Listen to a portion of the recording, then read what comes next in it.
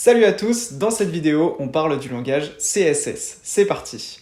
On revient sur la même page web que celle qu'on a vue ensemble dans la vidéo sur le langage HTML. Je reviens dans le code de cette page web. J'ai ici mon langage HTML et ici ma feuille de style CSS. Aujourd'hui, on va s'intéresser à ma feuille de style CSS.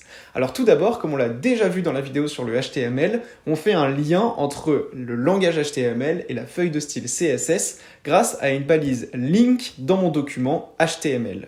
Comme tu peux le voir ici dans l'entête de mon document HTML, j'ai ici une balise link qui fait le lien avec ma feuille de style CSS qui s'appelle ici style.css. Et effectivement, cette feuille de style style.css, elle est juste ici. Le langage CSS, il me permet de mettre des styles graphiques sur une page web. En effet, si je reviens ici sur ma page web, on voit que l'arrière-plan est en gris, que le titre principal est en blanc, que les paragraphes sont en bleu. Tout ça, tous ces styles graphiques sont permis grâce au langage CSS. Pour t'en convaincre, je te propose de faire ensemble une petite manipulation.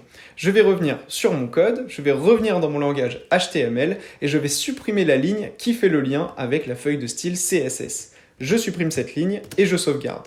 Je n'ai donc plus de lien entre le HTML et le CSS, et si je reviens sur ma page web et que je rafraîchis ma page, on voit que tous les styles graphiques ont disparu. Cela te prouve bien que les styles graphiques sont gérés par la feuille de style CSS. Mais alors, comment ça marche? Eh bien, tu vas voir que c'est assez simple. On va revenir ici sur ma feuille de style CSS et on va regarder un petit peu comment ça fonctionne.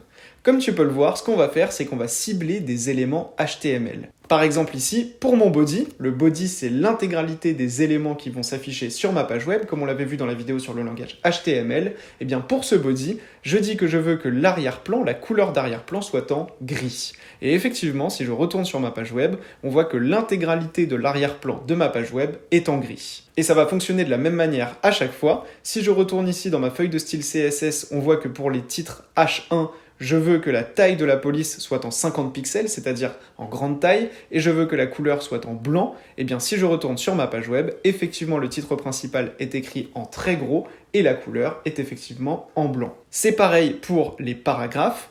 Comme tu peux le voir ici, j'ai demandé à ce que la couleur soit en bleu et effectivement, mes paragraphes sont ici en bleu. Donc j'espère que tu as bien compris que le CSS te permet de gérer tous les styles graphiques de ta page web. Et on peut faire des petites modifications et s'amuser avec le CSS, c'est vraiment super amusant de faire ça. Par exemple, si je reviens dans ma feuille de style CSS et que je change la couleur des titres par du rouge, je veux cette fois-ci que mon titre principal soit en rouge, et que je reviens sur ma page web et que je la rafraîchis, et bien effectivement mon titre est devenu rouge. Donc le langage CSS te permet de gérer tous les styles graphiques de tes pages web.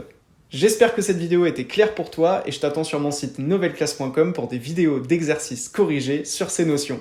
Je t'ai mis le lien dans la description et je t'attends tout de suite sur mon site. C'était Théo, ciao!